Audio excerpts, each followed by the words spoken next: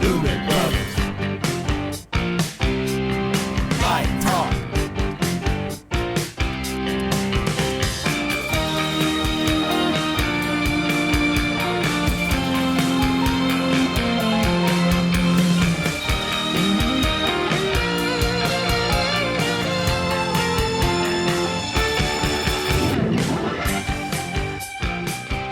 Hey, this is Steve in Dallas, Texas. It's Saturday morning, my friend, and you are listening to Light Talk.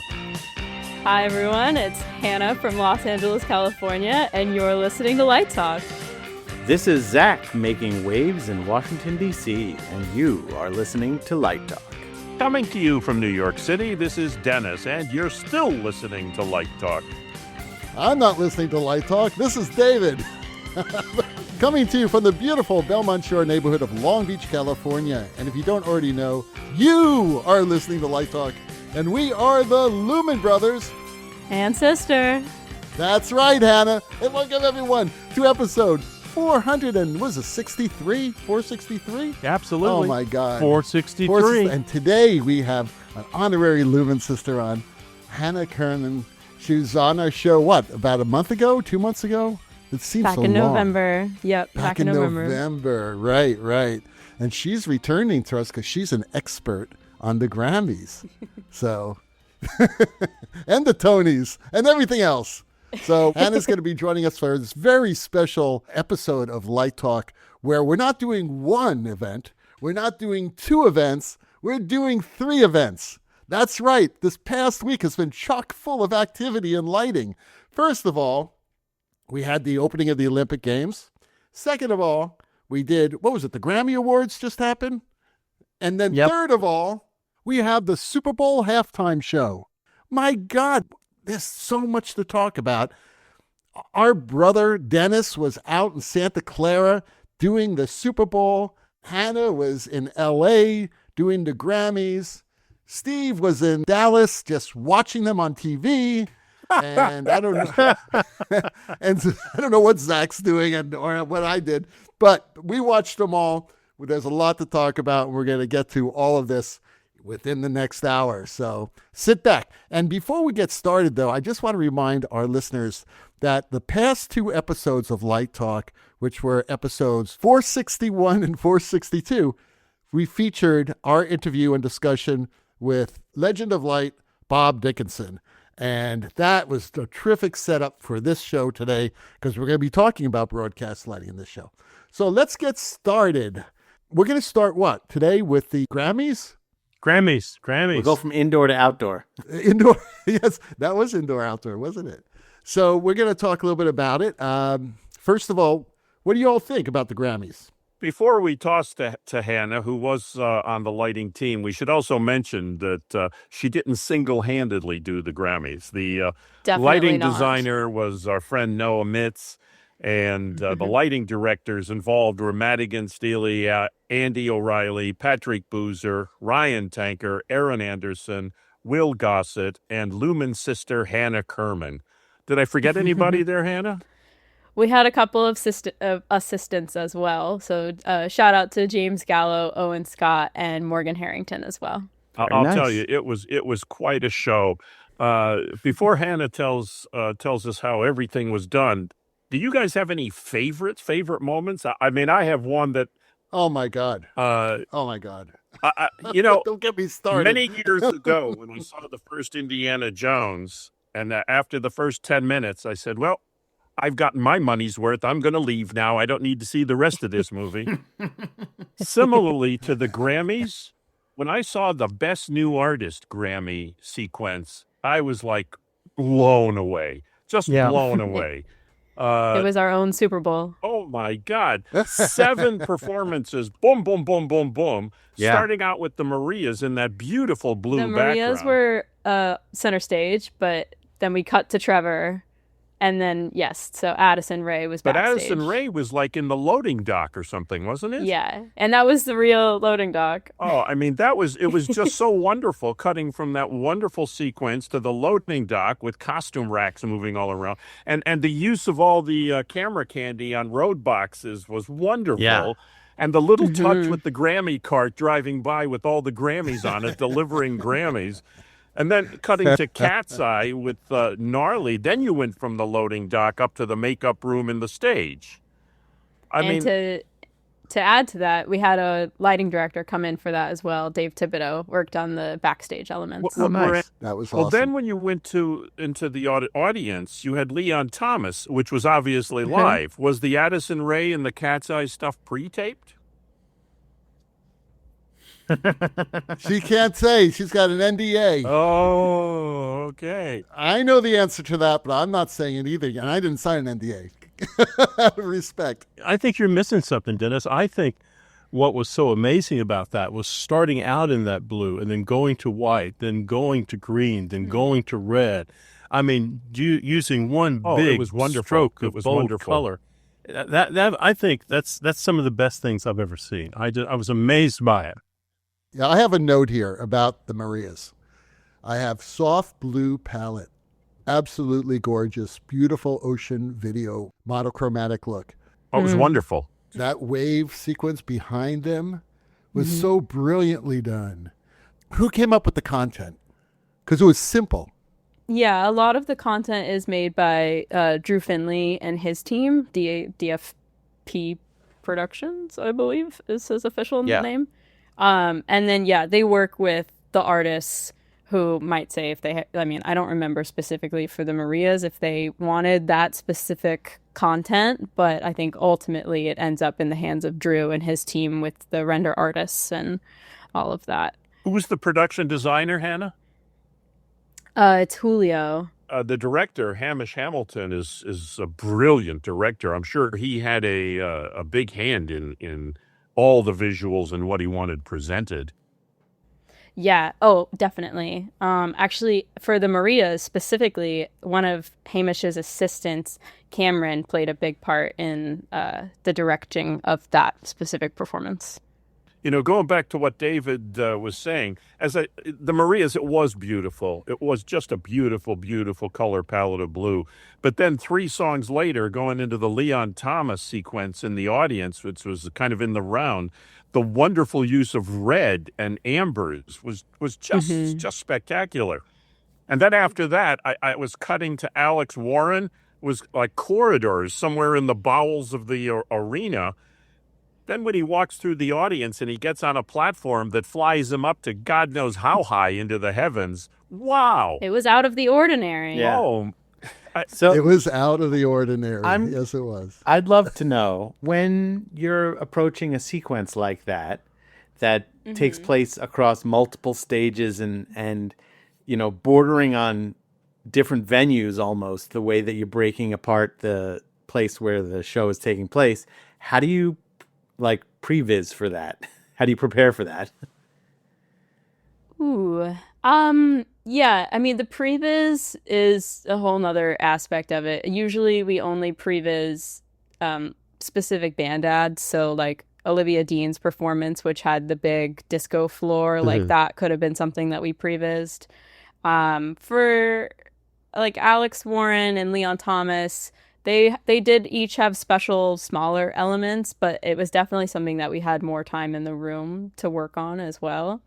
I wish the programmers were here because they could talk more specifically about how that side of it works. But we spent our entire rehearsal day just doing Best New Artist stuff. So we rehearsed each performance individually before we pieced it all together. So I think each artist had like 45 minutes to an hour total on stage. And then, we ran through the whole thing, our Super Bowl, as I said, 15 minutes of nonstop But it was music. incredible, an incredible 15 minutes of television. I mean, I can't stop going crazy about it. And then just cutting to Lola Young singing just simply at a grand piano. Yeah, that was awesome. Oh, it was just too. wonderful. But, I'm a sucker for a girl in a red dress. So when it went to Olivia Dean, The song was beautiful. The yellow backgrounds and the yellow floor, the video floor, it was all beautiful. But and that was all practical. Oh, like it the walls were was? not video Oh, content, and the wow. floor was AX5s making like a disco floor. Like Saturday Night Fever was the original creative image for that. that That's was great. great. It didn't. It looked like video. Wow. Yeah. Well, It looked better in video. And you know how you could tell that this, and because, we've been talking about lighting in video content for the past few weeks on the show. And the way you could tell is when the camera moves and you see the background, if the perspective's moving in the background, then you know it's real. I saw it, I said, bravo that they did this, because it really worked beautifully. Well, even though the Addison Rae sequence on the loading dock had incredible production value, I mean, as I said, I'm a sucker for a girl in a red dress, and the song was wonderful. And as she was singing, I said, okay, this is the winner right here. Oh, I had no idea who was going to. You were joking. I am not. The winner in I your am world. not. Well, and the album, Art of Loving, I love the music. I love the way she did it. As I said, I love that red dress. And the lighting. How many times? That's 3 times you've talked about this red dress. I think that you need some therapy. Well, I have one I wear on Saturdays. You'd look good in a red dress. I've always wanted to tell you that. Okay, enough of that. But anyway, then we go to Somber up on, what was that? That was another platform that, how high There were did a that lot guy of- jump? He jumped like 6 or 8 feet, it looked like, off the platform. Yes. Yeah. He did not ever jump that high in rehearsal, so I think that was new to everyone. Oh, that's awesome. So you got it. Okay, can we move to Gaga? I wanted to talk about Lady Gaga for a No. long time here. A girl in a basket? Yeah. So this is Grammys Gaga or Super Bowl Gaga? Now we're talking about She was everywhere. Grammys Gaga, because Super Bowl Gaga was awesome too. Grammys Gaga, and we've had a lot of people talking about this. What camera did they use? How was that shot? The technical specs for the camera, I don't know, but it was shot on like a robot arm. It was a robot arm. Dennis, you were correct. Dennis said, I think it's a robot arm. Yeah. And you could see it in the wide shot right after the performance, because I think a lot of people thought it was pre-taped because there were never any shots of like her with the audience or anything like that. It was all Was it live just on the the robot one? arm. I thought there were 2. The robotic Just arm. one. I thought there was one buried in her keyboard there somewhere as well, a little one. No, just one robotic arm that was. That was incredible programming on that. How did you solve the problem of her face, of lighting the face? Well, so we had 2 follow spots on the ground for that performance, like just set on the floor. But they ended up being behind her. We started originally with like a diagonal effect, but then we actually wanted less light on her face. We were lighting her too well. And then there was also a light on the robotic arm as well. And I think that was a really good creative decision, not to have too much light on her face. Not because she's not beautiful, because she is gorgeous, but that song required that type of lighting. And I thought the lighting, that was, to me, the best lighting of the evening. That, and I thought the Maria's was great, too, in a very simple way. But the Gaga was just so appropriate and so dynamic and exciting. Gaga was with Casper Eisiger, I think is how you say his last name.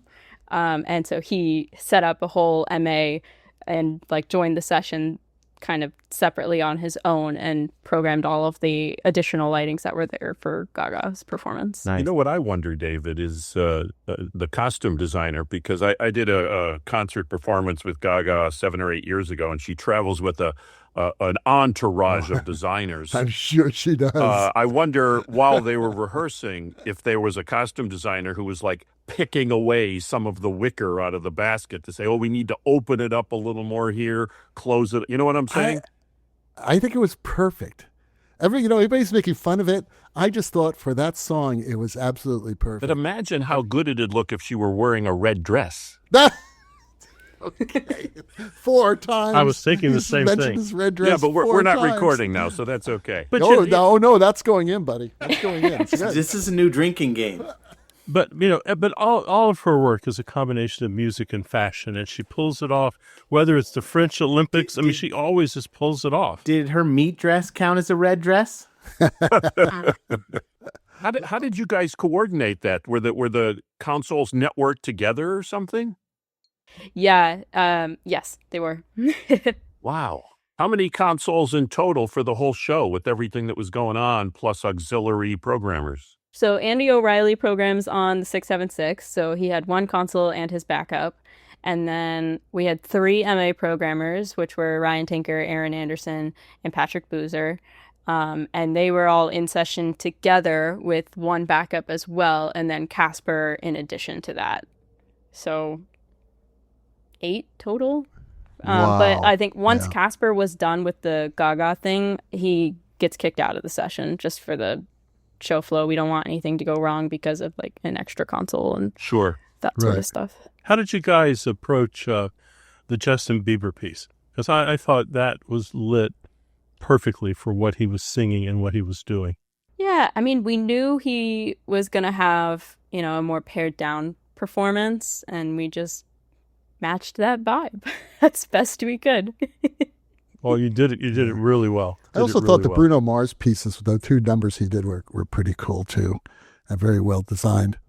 Bruno is a creative all in and of himself. He has a lot of opinions about the way that he looks and how his performances look. So he's definitely a huge part of the final result. Well, I think that all of the folks at Full Flood, they follow what Bob Dickinson told us a week ago, that the lighting needs to be appropriate lighting.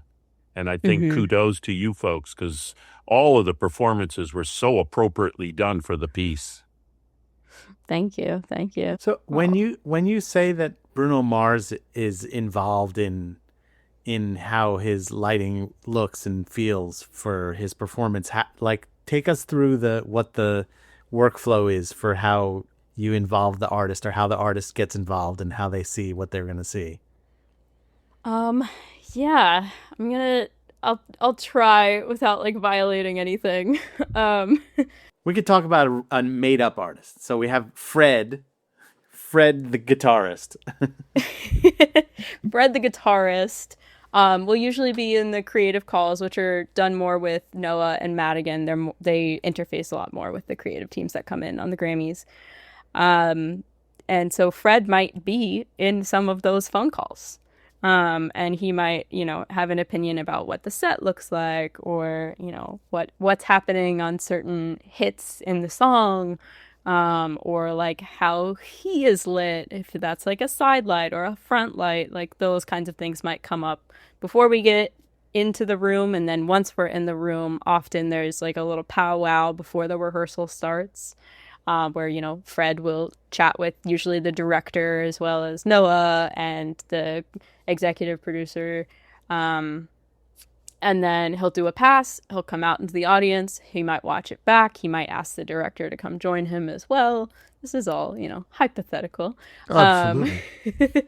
And then often there will be changes after that first pass, and then we'll do it again. And then the same thing. Once his rehearsal time is up, though, Fred likes to watch it again, and, give us also notes for overnight programming, and we'll try and implement those as best we can based on, what Fred wants the final product to look like. I mean, I'm sure there are some artists that probably want to go as far as micromanaging, and others who probably are just like, just make me look good. Definitely. Especially I think the best new artists have, they haven't been around as long as some of the, more vetted people. So they don't know this is their first Grammys. Right. Like they don't know how much of a say they can have. And also if every artist we have comes in and they want something really specific, we just don't have the time to do that of course. For every single artist. We will give them, the best we can with the information that we have, but we can't promise, a Fred performance for every. Not everyone gets the Fred treatment. Exactly. That's awesome. You did a great job, Hannah, you and your team. That was terrific. And I actually saw you last year when I was on site before the show opened. I went up there where you guys are all up on the boards at the MAs. And I actually spoke with a couple of your team members, but I think you were really busy that time. For our audience who don't know, how long are you on site there? It's like 2 weeks, right? No, not even. This year we actually had a couple extra days. I think we were on site for either 9 or 10 days fully in the room. Okay, 10 days. And a lot of that's set up, right? And then once you get into rehearsals, how long do you have? About a few days, right? You have 4 or 5 days?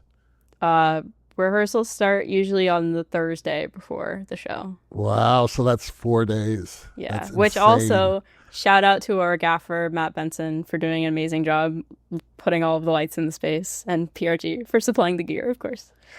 Hey, Zach, what I wanted to ask briefly, if you could answer it, as a content designer and projection designer yourself, what was your favorite moment in the show in terms of the backgrounds and the way video was used? I mean, my favorite thing about the Grammys in particular is the way that the imagery and it has depth to it. That the screen is like a physical 3-dimensional object, and that sometimes it's scenery, sometimes it's providing information, sometimes it's just colorful, as we say in the business, flash and trash. But that, the thing that's always great about it, I watch it with my kids, partly because I need them to tell me who all the new artists are. But then they get to ask me, like, is that video or is that like scenery? And I think the Grammys is one of the few broadcast events where I say, I'm not sure. And then, it takes a half hour to figure it out. And the set, too, again, which is by Julio, has the huge projection screens on either side. So, that's not LED content. Like, that would be way too heavy to fly because they're massive screens. So that might also... Well, it's almost like an immersive experience. It's just incredible. Hannah, was there any talk or gossip or any smut you can tell us about the fact that the Grammys are now leaving CBS after 54 years? For those in the audience who are unaware, the Grammys are now moving to ABC for 10 years after 54 years. Who cares? Really, what's the difference? I mean, all these corporations are outbidding each other for money. What does it really matter? You know what the difference is? I wanted to ask Bob about this because the Oscars are leaving ABC and moving to YouTube of all places. But the big difference next year for Disney ABC, they're going to have the Grammys, the Oscars, and the Super Bowl. Do you know what that's going to do to revenue at Disney ABC in the spring? And a new CEO. Well, yeah. And a new CEO, right, exactly. Well, he'll make all the profits in his... Right, it's going to look very good for him, even though it was all in place before that. That's true. That's true.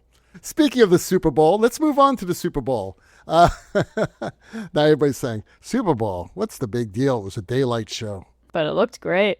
It's interesting. That was one of the things I was thinking about, as I was watching it, and I talked to a couple of friends about this, that people just assume because it's daylight that there's no lighting component to it.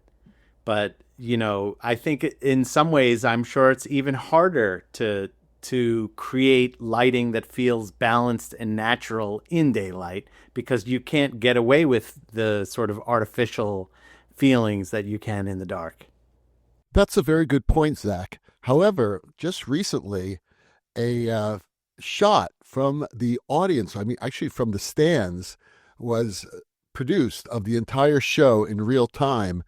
And actually, on second watching, there was a lot of supported light coming from the fixtures for this show. You don't see it when you're close up. You don't see it very well. You see sometimes the flash of the LED panels around the edge of the balconies of the stadium.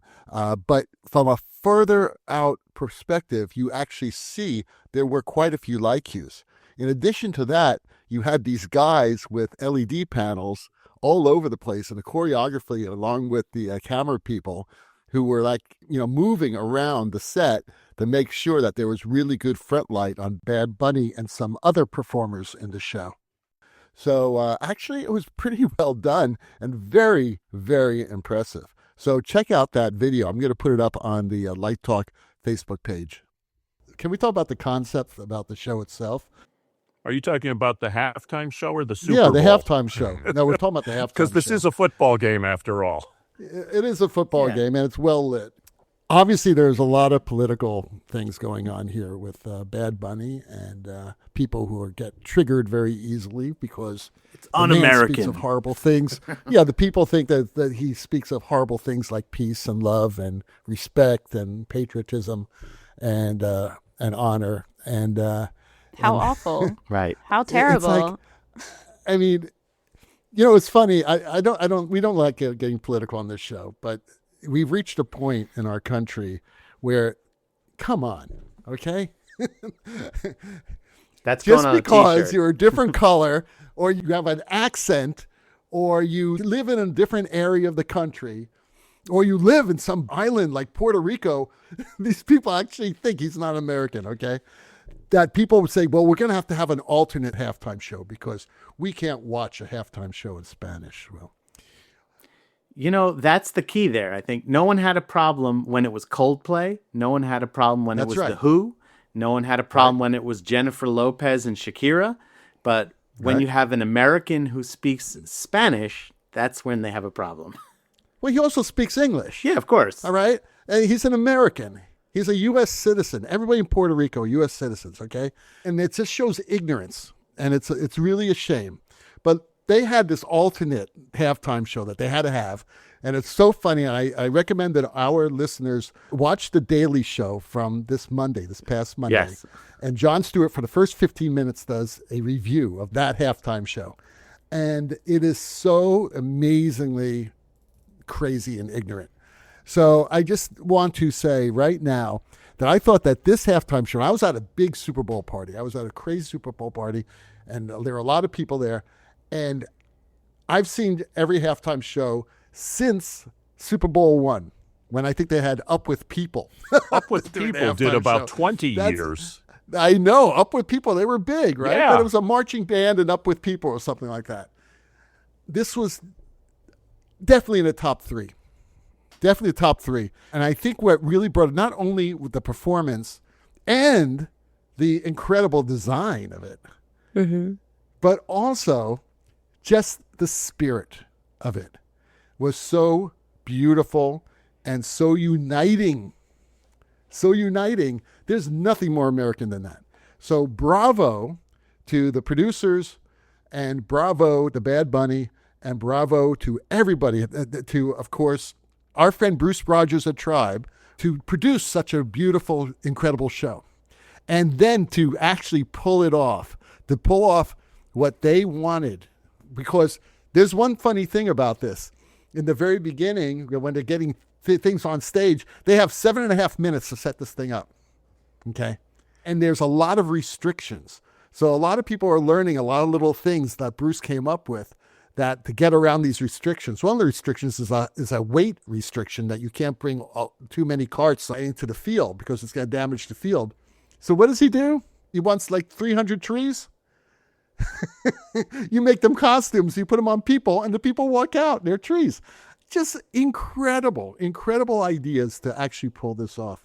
So what did you all think about the show? I use the Yiddish word heimische to describe it. It had a real sort of family, heartwarming feel.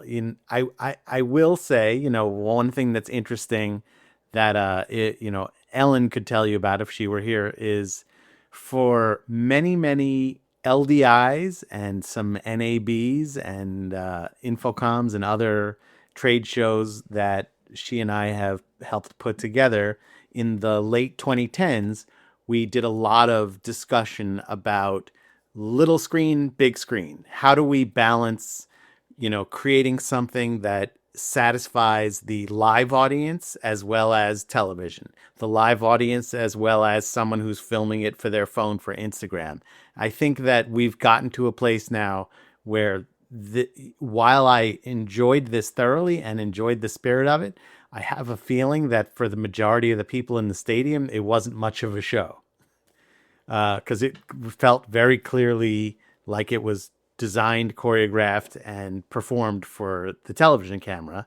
And I think in this case, that's a wonderful thing. At this point now, I remember James Corden talked about when he had his late night show. He's like, I'm not putting on a late night show for people that watch it at 12:30.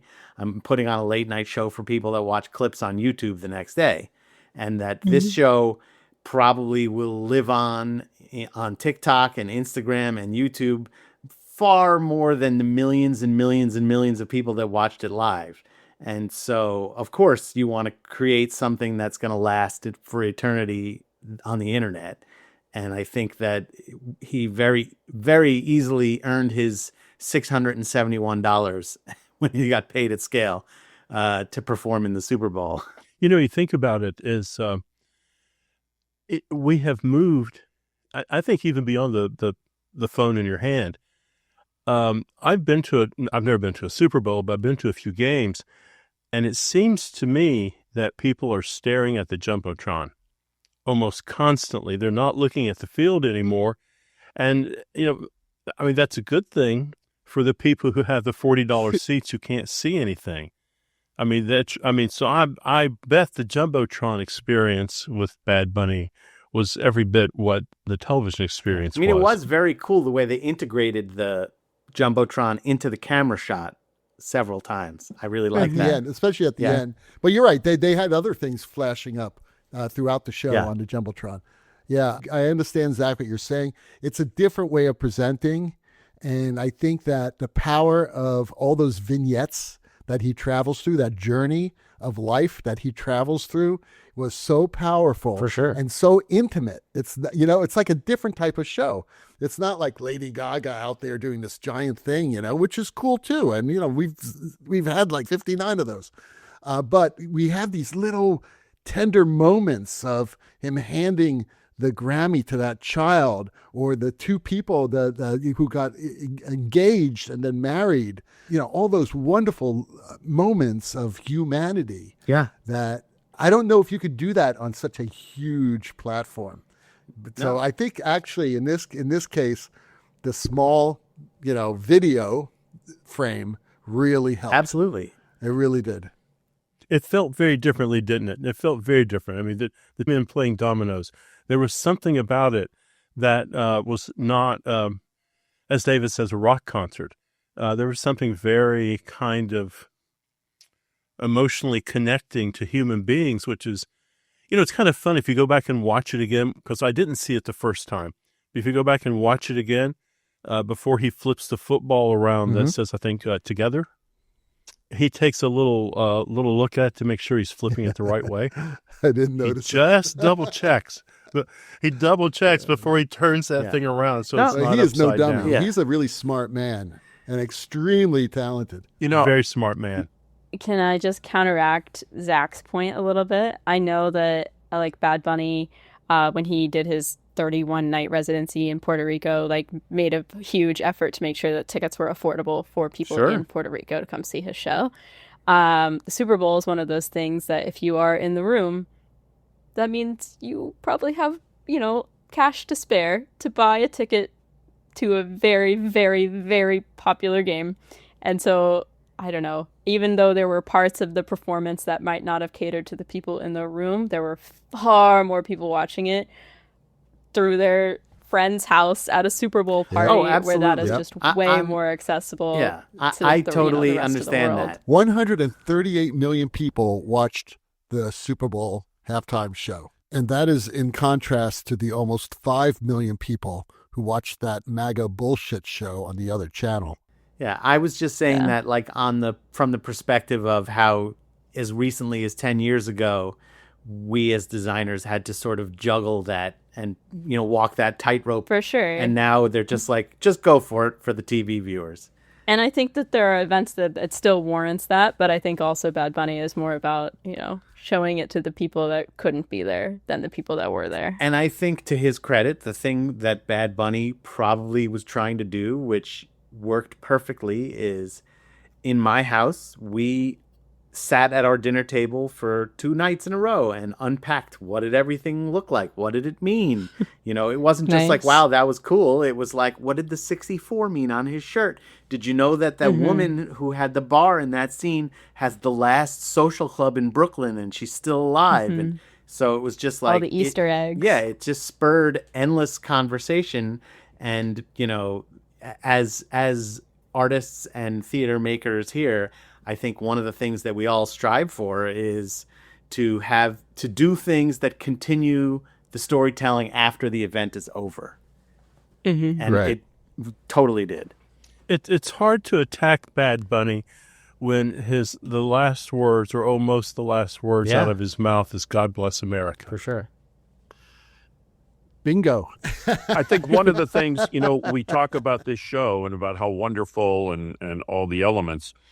One of the things that we also have to remember is that there's a director who we already mentioned, Hamish Hamilton, who directed the Grammy Awards, who also directed this production. And he's an incredible director who also is known for his team playing. And, whether it's Bruce Rogers, who's a brilliant production designer, or Al Gurdon, who's a brilliant lighting designer, Hamish assembles a team, and I'm sure Hannah can verify this, having worked with him on the Grammys. And he's the one who brings us this show and brings all the people together to make sure that whatever the message is that the artist is trying to get across actually happens.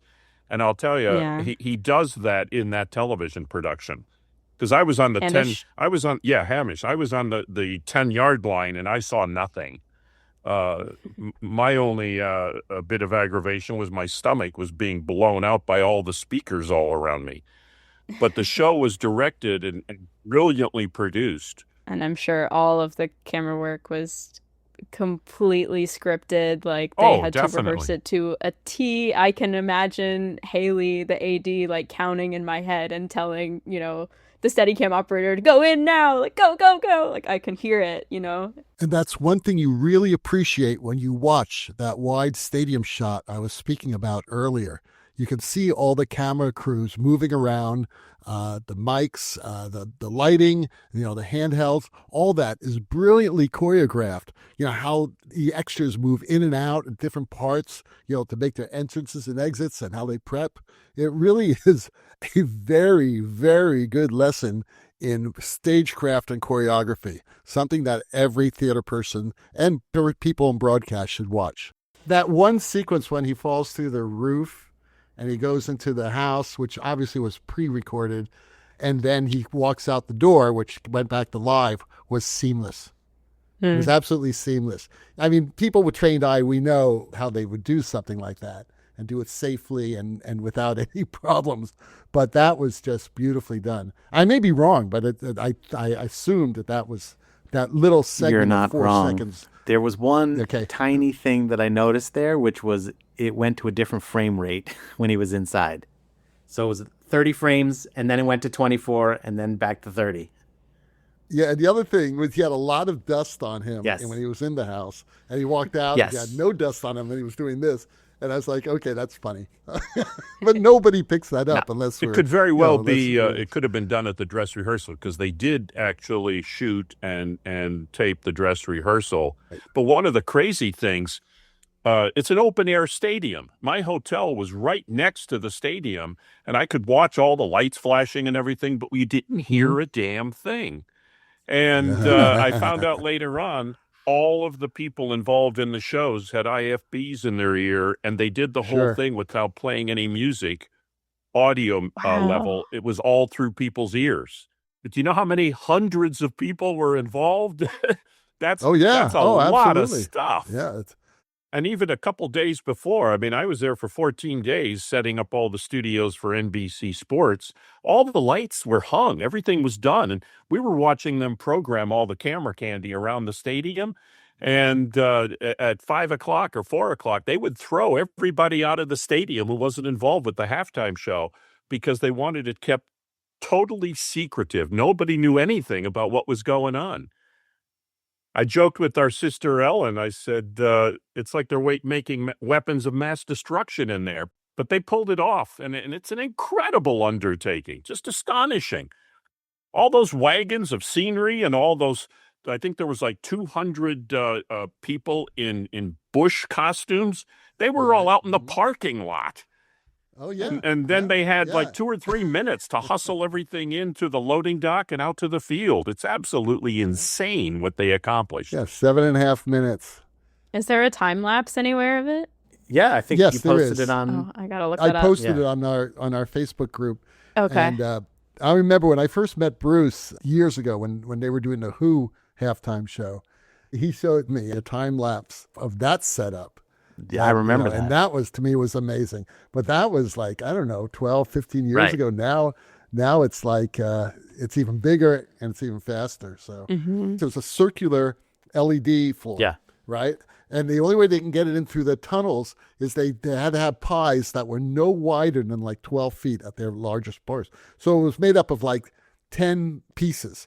And he told me that they rehearsed it several times, but they never got it up and working in time. And he was kind of freaking out about that because they had this time limit, but they were never able to get it working completely before the time ran out. So on opening night, they just went in there and did it. And it was crazy because as they were moving the pieces in, they they were plugging them in and you see one come up and then you see the other one come up. It was like a spinning NFL logo or something like that was on the projection screen. And then they'd get all of them together and you hear everybody yelling in the background, yay, yay, it works. And then all of a sudden, 3 panels go out. You see this mass chaos on stage. There's like 30 seconds to like showtime and they have to get 3 panels on. And Bruce was telling me that he swore he saw his career just fly by his face at that point. And sure enough, about 10 seconds later, all the panels come on with a few seconds to spare and the show goes on. Amazing. That's the type of live stuff that is kind of crazy, you know? It's like thrilling and terrifying at the same time.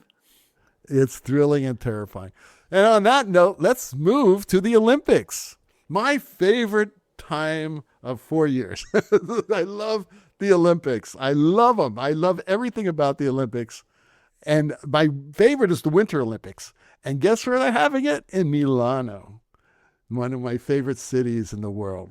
I couldn't help but think about you watching it and thinking... Yeah. And Lori keeps on asking me, so what's it like there? So we have to go. There's a... what's amazing about this show is that they're doing it in 2-3 different, actually 4 different places around the Milan area. And for the opening ceremonies, they had cameras everywhere in all 4 of these places. They did some things at the same time, simultaneously, like they lit 2 Olympic cauldrons, right? One in Milano. Where was the other one? The other one Cortina. was in... Right, Cortina. First time ever they've had 2 cauldrons. It was amazing. But I must say that, overlooking the whole thing, it was brilliantly programmed and designed. Now, a lot of people, they find the Olympic opening ceremonies kind of hokey or whatever. I thought that they kind of really pulled out all the stops for an incredible theatrical presentation. It was a lot different from 4 years ago when they had it in France, in Paris. But it was just absolutely stunningly gorgeous. What did you all think about it? I thought it was one of the best Olympic opening ceremonies I've seen since Beijing. It was spectacular. And, you talk about the Paris Olympics. It was just too disjointed to me, and there was stuff happening everywhere, and it was like spectacular effects for spectacular effects' sake. But the whole theme of harmony, which was the theme of the Olympics and the opening ceremonies, was executed so perfectly, and just it was splendid watching it. They would do things. It's like when the paint tubes came out and appeared overhead. And that was oh my incredible. God! I was sitting. I said, "They're not going to do this." And then when you saw the colored fabric and the red and the yellow and the blue coming out, the only thing I expected the dancers would come out of the tubes with it and come down doing, the curtain dance that they do. That would have been probably over the top. But then, merging the art with the music and having Verdi and Puccini and Rossini coming out with the big heads and then the opera singer. I mean, it was just one thing after another that was so simply on a grand scale executed with such an incredible artistic sensibility. I was just blown away. It was just, splendid and elegantly done. I mean, the only thing that kind of threw me was that Irish girl singing Volare. I didn't quite understand that. I mean, I accepted it for what it was, but That was Mariah Carey. yeah, that's why I was joking Yeah. by saying Irish girl. Oh, the Irish girl. I knew who it was. Who didn't know I what thought she it was? did. I thought that was beautiful. It was rendition of beautiful, and she was Lowry. beautiful, Yeah, and she yeah. didn't oversell it. It's just that with everybody they had there, I was just, I mean, you have Bocelli and you have Puccini, and I don't know, it just seemed like the Irish girl from New York or wherever she's from. She's but, from Long Island. I went to summer camp with her. I'm from Long Island too. What's wrong with Long Island, Dennis? I live on Long Island. Nothing. You better keep your mouth quiet around, around Long Island. You don't want to diss Long Island. I'm not man. being critical. I thought it was Billy wonderful. Joel's from Long Island. You know, if he had a red dress, it probably would have been better. There but, you go. Oh, that's Ooh. 6. We're at 6. 6 mentions of the red dress. Everybody take a drink. All right. It's funny when you're talking about that. I felt like, while it was very sort of welcoming, I like the first thing I thought when I was watching it is like, this feels very Italian in Yes. a wonderful way, in some like silly ways, but also just like kind of wonderfully embracing the silliness of the Italianness of it. You had the incredible dance. You had incredible music. You had so many different styles of music. You had everything from Nessun Dorma, right, all the way to the Rossini pieces, and of course you had that incredible Italian rap singer, which I absolutely loved, because the music, it wasn't like rap music, but he was rapping over this incredible music, and I just thought the lighting was amazing during that. That was like toward the end of the presentation. And it felt like first of all, for people who haven't seen it yet, the whole thing's done on this gigantic sort of circular deck. And you could fit probably about, 800 people on this thing. It's gigantic. And inside of it is a swirl of LED flooring, but it sort of looks like a spiral. It's like a spiral, and they're all individual pixels, so they could do a lot of eye candy tricks and just a lot of really beautiful, beautiful compositions on it. And the lighting was just stunningly beautiful, from very bold things to extremely subtle. They had this one section where they had all these beautiful soft gobos and like grand opera stuff, which is what I love, being an opera designer, where you can have like giant banks of light just from one direction, just shooting across there in a beautiful singular stroke of light. And the whole thing was just so much fun. I thought it was a lot of fun, and the music was spectacular, and the lighting fit the music perfectly. First of all, we got to give credit to where credit is due. There's not a lot of information on who or the lighting designer was, but we do know that the creative lead on the show was Marco Bailey. The lighting designer was Bruno Poet, who's Was it Bruno? Yeah. Awesome. Yeah, he was the lighting designer. Okay, He's well, there done you theater and opera and festivals and Oh, I know Bruno. concerts. I mean, I didn't know that Bruno did the lighting for yeah, it. he was the lighting designer for that. Oh, yeah, Bruno is fantastic. Yeah. And matter of fact, Bruno works with my friend Paul Curran. Oh, really? Because he does a lot of that's opera. how I know Bruno, through Paul. Yeah. He does a lot of opera, and it's lit by like an opera. Oh, it's designer. beautifully lit. Just That's what it is. beautifully lit. Yeah. It's And stunning. I felt like I was watching a modern opera in a lot of ways. Basically that's what it looked like, and all in different styles. Like, it's different styles of lighting, because that first piece with all those boxes, those lit boxes. Oh, there, spectacular. That was done in a very, very, sort of modern type of, block lighting, but really, really sharp and specific. And then you had those dance pieces, with those gobos and the blues and the colors. It's just magnificent. Just magnificent. So bravo, Bruno. Proud of you, guy. I had no idea, because I couldn't find it anywhere. Yeah, it's they haven't really pushed to the design team. Ballack Wonders Studios was the production company, Right. but Ballack Wonders. I Right. guess they hired all the designers, and I'm guessing this is Bruno's first Olympics, but he's got quite a good career. Probably. So before we started today's taping, I was talking to Steve about the Olympics. And Steve's a dance designer. He does a lot of lighting for dance. So, Steve, what did you think of it? Well, I think Zach might be onto something. It wasn't my favorite Olympics opening ceremonies, but I think Zach is the one who nailed it. I think what they managed to do and do it quite well was make this opening about humans and people and real people, and that's something you don't see often. Sometimes the spectacle overwhelms the humanity of something. So I would say they nailed it on the humanity level in a way that many Olympics haven't. It felt very focused, I will say. When you're talking about the Paris one, it was sort of like we got the boats, and then Lady Gaga's on the steps, and she's everywhere, clearly. Ladies everywhere. But this, I felt like, I knew where to look at all times. There was never a moment where I was like, oh, what's going to happen next? I just was able to be a passenger, which is, it's funny when we're talking earlier about the things that we as designers notice that the average viewer may not. I think one of the things that I enjoy most is when I have an experience with some kind of live entertainment where I can truly just be a passenger.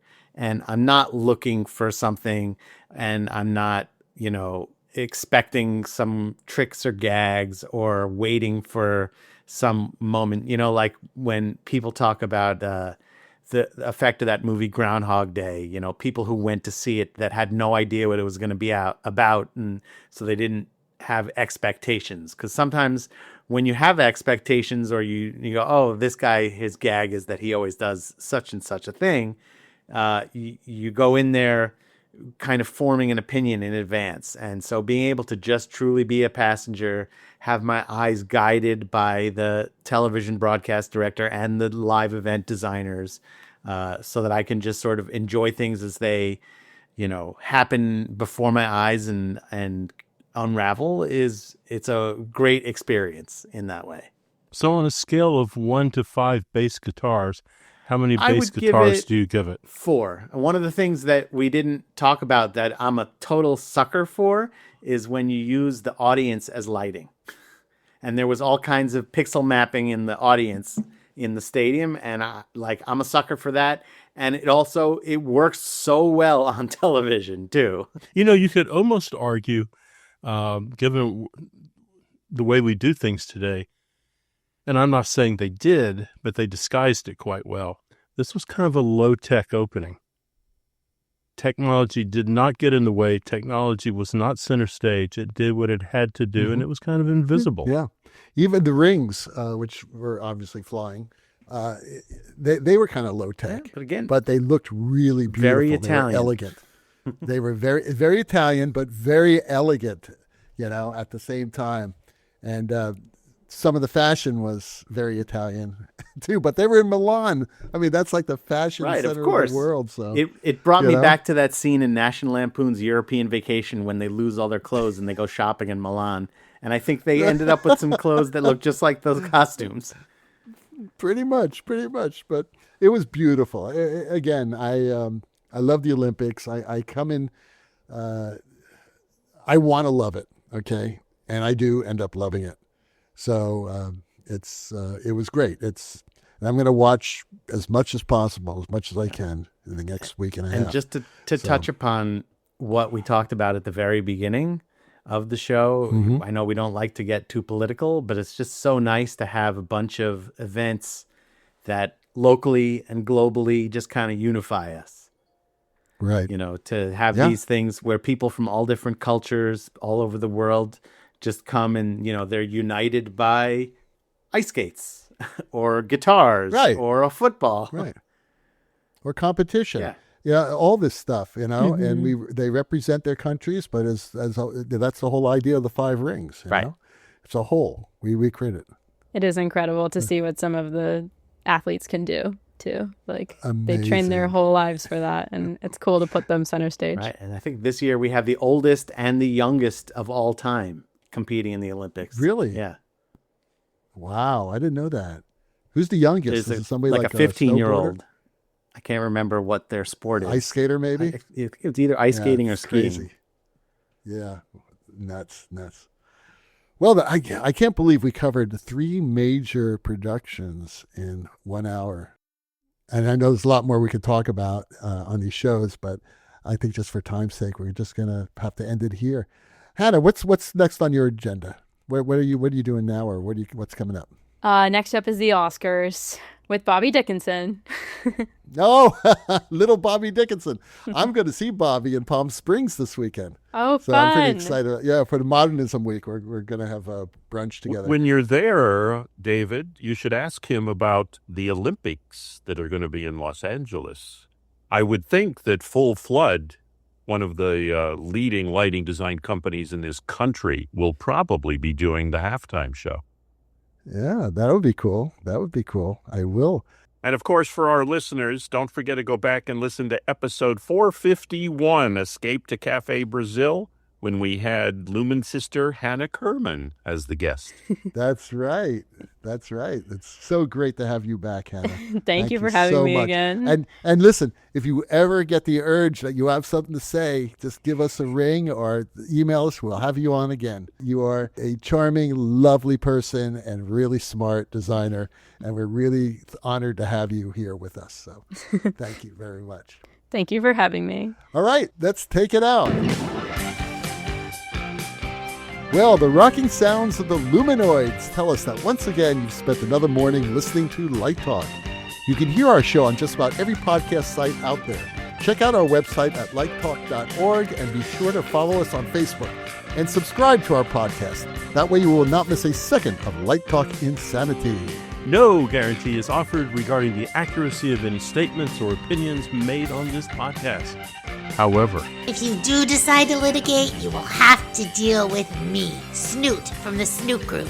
And don't get it twisted. Just because I married one of these losers does not mean I will go easy on you.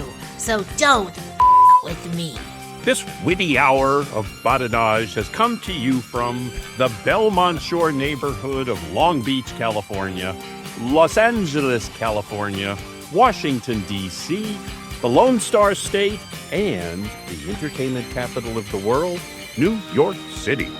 be sure to join us next week when we dive into more lighting shenanigans and serve up a fresh, piping hot casserole of nonsense. Light Talk, broadcasting questionable Lumen knowledge and humor around the world. Thanks again to Hannah, and we will see you all next Saturday morning. Bye-bye from Light Talk. Bye-bye. Bye.